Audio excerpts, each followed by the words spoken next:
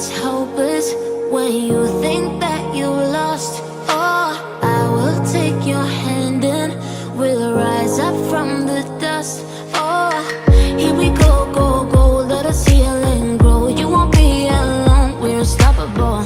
Don't be afraid to show what we're going for. This is what we know.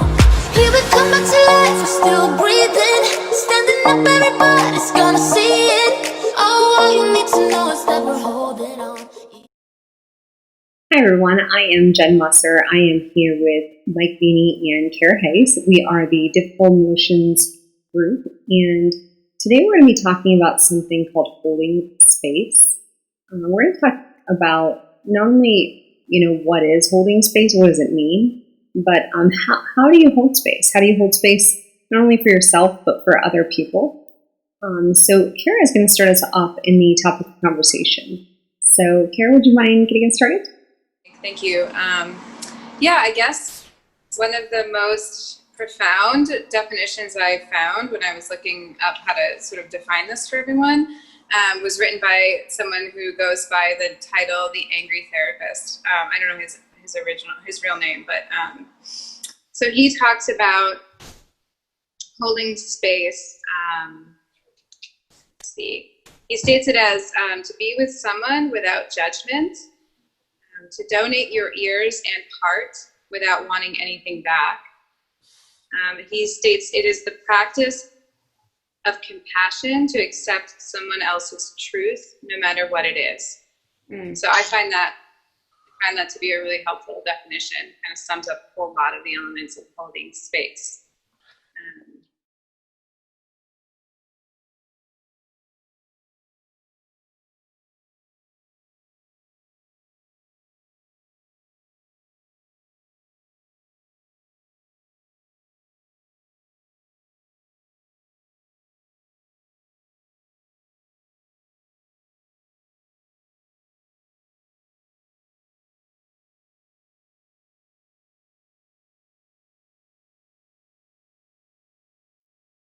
Sometimes I think we can listen to someone, right? And like maybe repeat back what they said, but like to just be fully all in without looking to have a conversation or give advice and just be with the person. That is some hard stuff. Yeah, I mean, I think it really points out the power of presence, what it means to see and hear another person's experience in that moment. And I think it's an essential life skill that we should all have learned. Maybe we haven't, but I think what's so exciting about the work that we're doing together is we're putting it out on a platform where we're trying to show people some skills, some tools to relate better, to feel better, and to be seen, to be heard, and to offer that to people that we love. And what better time than now, I think, for this kind of work. That it depends on what setting I'm in and who I'm working with. Is it a friend that I've been with, communicating with for a long time, and I know that our pattern is to kind of just talk at the same time, and that's healing for them. But the art of holding space is really the practice of not giving advice, of not trying to fix someone's emotion. Is just the practice is really just allowing them to experience in its entirety what it is. So, for instance, the experience of grief. Like, how do you hold space for someone you care for when they're going through the process of grief? And I think it's really, these things kind of can show up, and you can offer a friend, hey, you're going through something, I'm willing to hold space for you. So for example, come over for tea, minus COVID, but come over for tea. Let's talk about what's going on for you. And then, offers to hold space, and you can say, listen, I'm here for you. If you feel in yourself you can do that, it's good to kind of practice a little bit at a time and notice in yourself what's happening. But be with the person, ask them what's going on, and just really fully listen and be present, and notice the moments where you want to give advice, you want to say something, you want to shift the experience. So and just notice in yourself before you actually act on those experiences or those impulses, and recognize, I think the bigger picture is like, you're doing more by not intervening. Unless someone says, what do you think right now? Which is, I think, a little bit different. That's a sort of more of a conversation rather than the act of and the practice of holding space. I don't know if that's helpful, but holding space is allowing someone to really get into their experience. So, for instance, if you think of grief, someone's telling you about the loss of something, whether it's a job, a partner, the passing of someone really significant for them. I would say just allow them to feel all of the feelings, remain present, and just remind them. You could say things like, I'm here, and I hear you. I see what your experience is, and I think that's helpful. Wow. So much is coming up for me as you're sharing this, and I got to be honest with you, as a man, and I'm not trying to stereotype all men, but a lot of us default right away to advice, taking care, or giving you an answer. If you come to me upset, I want to make it better, so I tell you what you need to do. And I've really had to almost force myself to hold back when it comes to someone who really needs to be with me. One thing that's helped me, probably something we should consider for another video actually, is roles. What's my role in this situation? And so I have to ask myself that a lot, because like all of us, we have different roles, right? Jen, you might be working, you might be a mother, a friend. It depends on what's happening. And so I find myself asking people, how can I be of support to you right now in this situation? What do you need from me? And that really clarifies things, because some people might say, I actually want your advice or I want your feedback. And then I go, okay, I need to be in that problem solving mode. Or someone says, well, I just need to talk about this. That's, Kara, I guess, when you go into that making space, just being present with them and not feeling that need to make it about me. Hard to do. I think that's a lot of great points, Mike. I think that,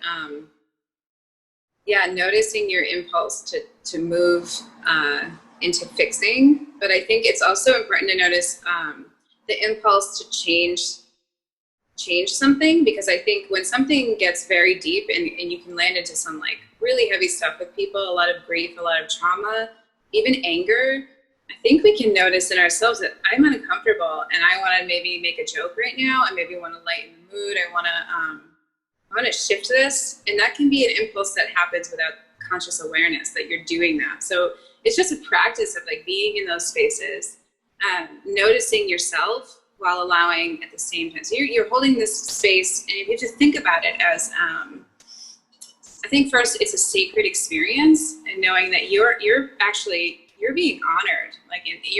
It's a space that you should really hold, knowing that it's a sacred experience and that it's a gift to be the person holding for another.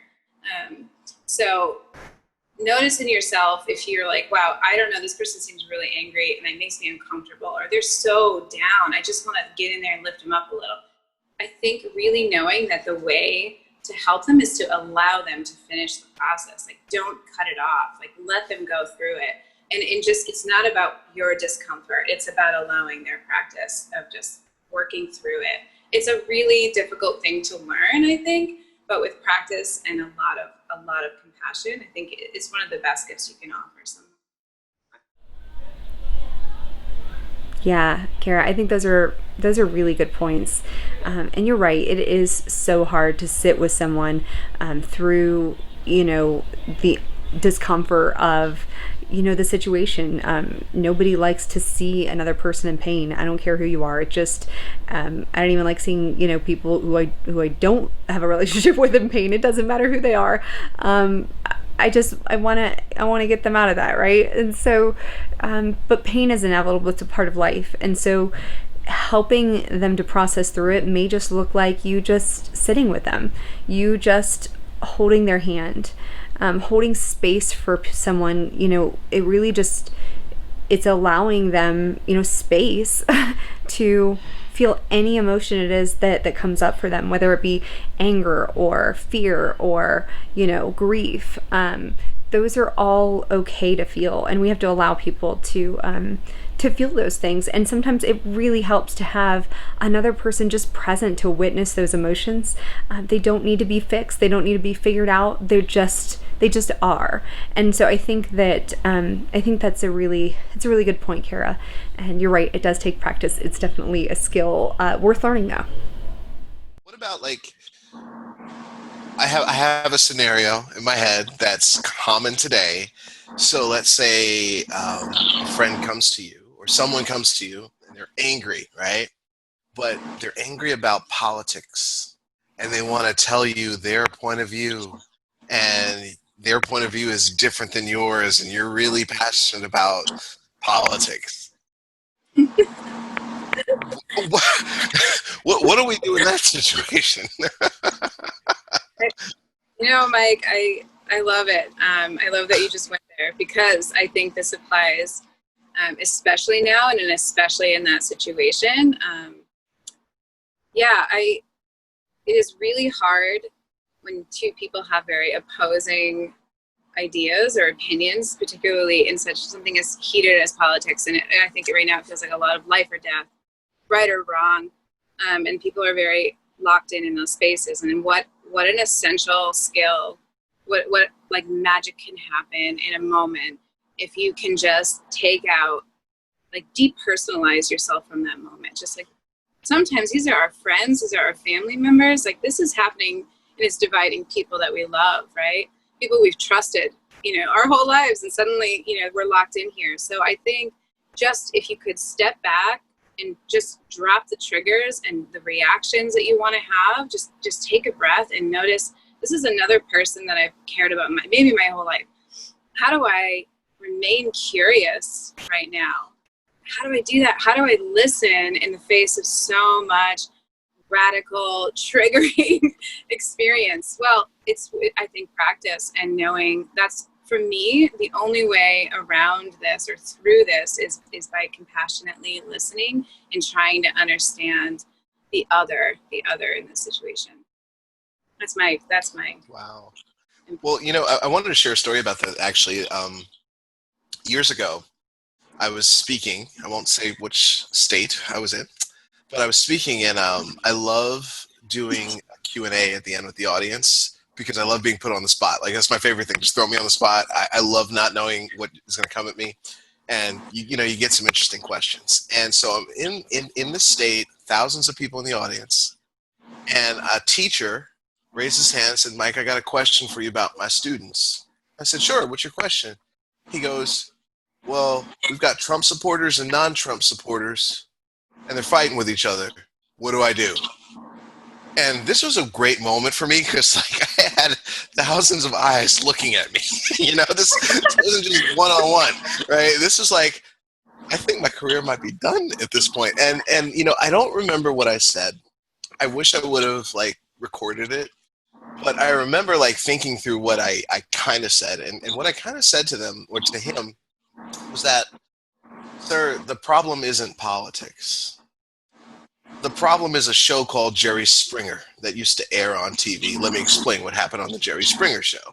Someone thought somebody was wrong. They'd start eventually throwing chairs and stuff like that. Back in the day, Jerry Springer was the thing. Fast forward to today, that's how we actually communicate with each other. We make people wrong. We want to trash them because they said this. We use Facebook as that medium." I actually said to him, imagine what it'd be like if you were in your classroom and someone had a different point of view, and you actually said, "Oh, that's interesting. Tell me more." Well, what happened is it would get boring really fast because sometimes we thrive off of drama. And I think as we hold space, it's important to be aware that as a culture, we're kind of addicted to a little bit of drama sometimes, and part of me thinks, at this point in history, it's like, oh my God, I want the world to be a better place, like all of us. I want peace. I want everyone to get along. Part of me honestly thinks sometimes, well, what am I going to do with myself when everything is calm? Like, there's going to be nothing to look at on the news, And so I think that's important when we talk about holding space, to realize that sometimes we're all addicted a little bit to chaos, and that's okay to admit, and when we can do that, we can actually have better conversations around this stuff and realize it's not making about the other person wrong, which we like to do sometimes. Yeah. I mean, I think we can do a whole other video on addiction to chaos. I think it's so hardwired in a lot of our systems, and it does speak to that reactive nature of. But that is sort of the polar opposite of the practice of holding space, right? It's like non-judgmentally being present with another. So yeah, I mean, it's a really good point. I think you kind of made me think about too. When you offer to hold space for someone, I think you really need to know in yourself if you can hold space for someone. So just remember going in, like, don't, it's not about saving the world. You're not running out there, in the middle of a war and being like, I'm going to listen right now. I think the reality is, like, you start small, like listen to the people that are in your everyday life. And just because it can be a shocking experience, to go into something really deep, these are real emotions, real vulnerabilities happening. And they can be big. And so just knowing going in whether or not you can hold that for someone else, because you don't want to go in thinking you can be that person for them and then just really kind of cause a little more damage than and then good. So really just practicing non-judgmental presence in small ways first with people that you love and So I think that's where I would start. But I understand. Yeah, it seems like that was a lot for you to hold, Mike. And a really big question to answer in front of thousands of people. So kudos for keeping your head cool in that moment. Yeah. And you just said something really powerful about knowing if you can hold the space. I mean, let's be honest, even like before this recording, I have to ask myself, can I hold the space to do this video today? Things like that. Like, how do you, your experience, know if you can hold space and how much you can hold? Is that even possible?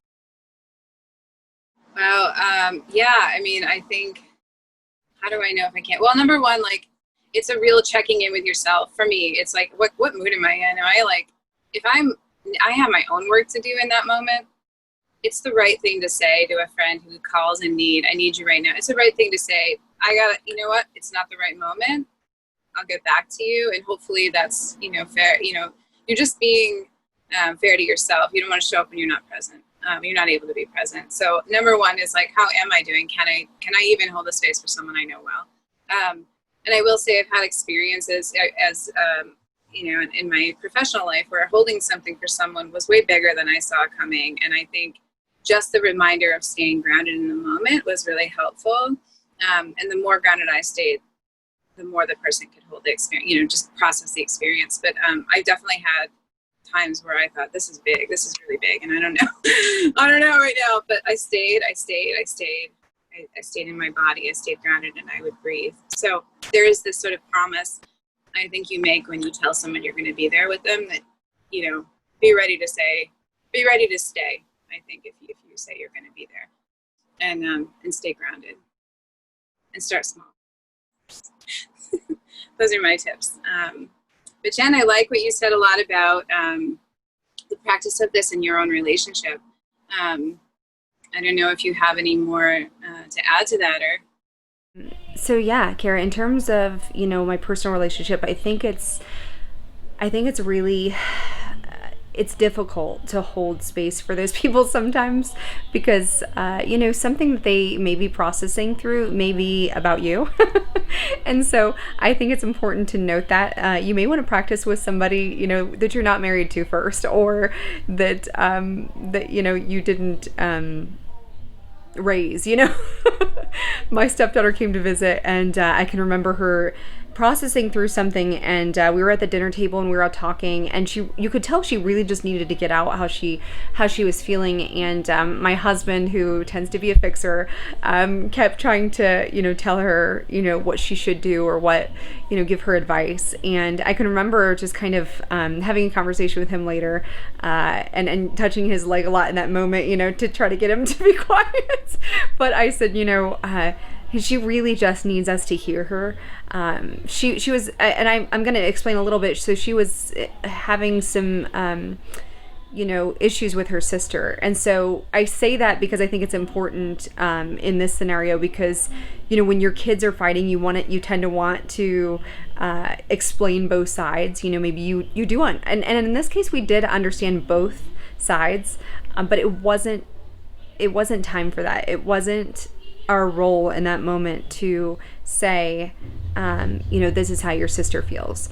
Our role in that moment was to simply hold space for her and just be quiet and let her process through what she was feeling. And once we did that, you could see her energy just flowing, and the couple of times that my husband did try to kind of fix it, she just sort of, you could see her heart close. You could see her kind of just shut down. And later on, I just said, hey, she needs to feel how she feels. She needs to allow us to, she needs us to allow her to, to just feel that way. And so I think it is particularly hard in closer relationships, but absolutely something you could practice with and get better, because it's going to really nurture those relationships and make them better.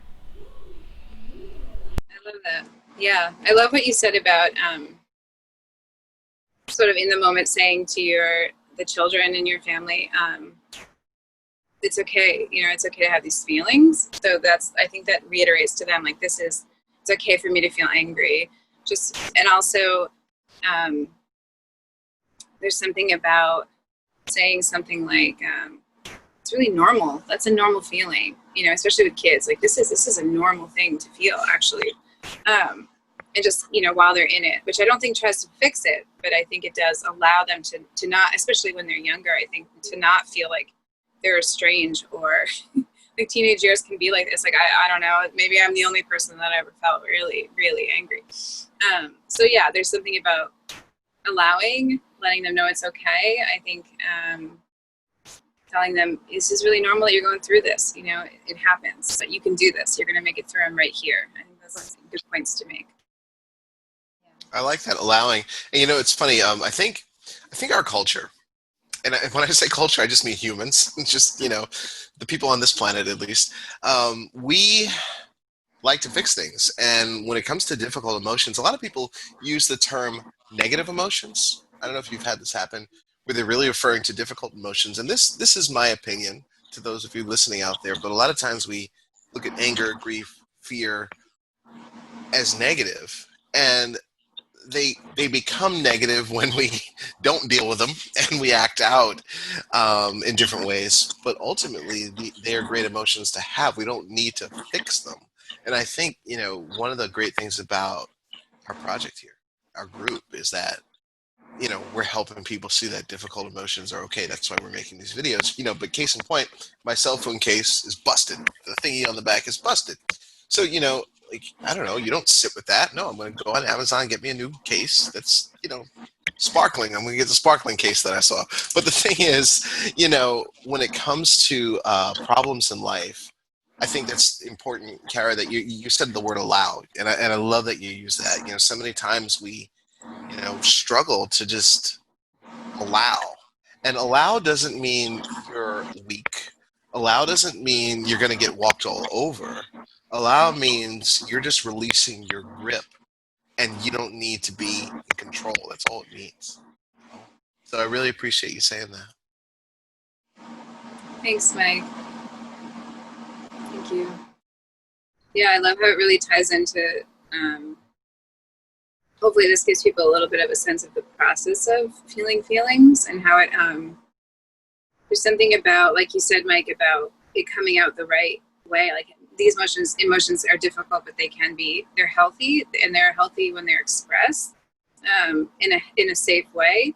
And that's another way that the art of holding space can allow people a pathway to experience those feelings in a safe way. And then, they're expressed, they're experienced, they're held, and they don't come out sideways and then end up hurting us in negative ways. I think that's essential. Thank you for bringing that up. Holding space, and to those of you listening out there, I want to be very clear on this, does not mean to tolerate abuse in any way. Because to some, you might be taking this as, I should just let someone just, scream at me. No, we're not saying that at all. We're not. That's a whole separate video for us to do. But we're talking about just conversation, regular conversation, where someone's sharing, and you're being able to be present for them and receive. That's what we're talking about. So I just wanted to make that distinction. But I wanted to ask, I don't know, the two of you, like, So someone who's watching this, and if you are watching this, thank you for watching it, and we appreciate that very much. Um, what does someone do practically to get started in this? Like, Carrie, you said some things about self-awareness, but like someone who's brand new to this whole concept, where do they start? I guess I'm not sure if you're asking in terms of being the one who holds space or being the one who receives that experience. Oh, I guess I mean both. Yeah, I mean, maybe in partnership. I guess I haven't, for me, it happened the first time someone held space for me was a friend who had been practicing this already. And it was a profoundly important experience for me. It changed sort of the direction of my life. I'd never really fully experienced something like that before that moment. So I think maybe in partnership or someone you're close to in friendship and just, having a moment of like, gosh, I'm noticing you're having a hard day. Do you want to talk? Do you want me to check in with you? I'm here to listen if something's coming up. And I think that does, it's really different than sort of taking abuse. It's less directed at one person. I think I'm so glad you brought that up, Mike. It's more about being with another person while they work through their feelings. It's not directed at the person in holding space for the other. It's not, you're not a punching bag. And so I think, maybe in partnership, maybe, hey, let's practice listening to each other for a few minutes even. See how that goes. Yeah, that's a good point here. A little bit maybe all you can tolerate at one time in the beginning, especially with in partnership, as you put it. So I think that's a good point. And I think it's important to note too that a lot of spouses or partners don't have a lot of friends maybe, or even family members that are able to hold space for them. So in some situations, you may be the only person that they have, so I don't want to say that you shouldn't practice with your partner, because that's certainly not true, but if you have a chance to practice this in different roles, I think it's great. Wow, I love that, and thank you all for watching this video. And actually, on a personal note, I want to thank the two of you, because I was just thinking about it over the past month. I can think of times where you both held some space for me individually. So thank you both for that. It was very comforting, and I really appreciate it. I hope you know that. And to those of you that are watching, I'd love to ask you this question. What can you take away from this video today? What's the one thing that you're going to start doing? We threw a lot at people today who've never done this before. So, if you're watching and you want to try some of this stuff, what's the one thing you're going to do? Please leave a comment in the box below and let us know. And other than that, thank you for being with us as we talk about difficult emotions. We invite you to come back for more. We have lots more videos coming out. So we also invite you to subscribe to our YouTube channel. So thank you, Jen. Thank you, Kara. My name is Mike Vini, and we are out.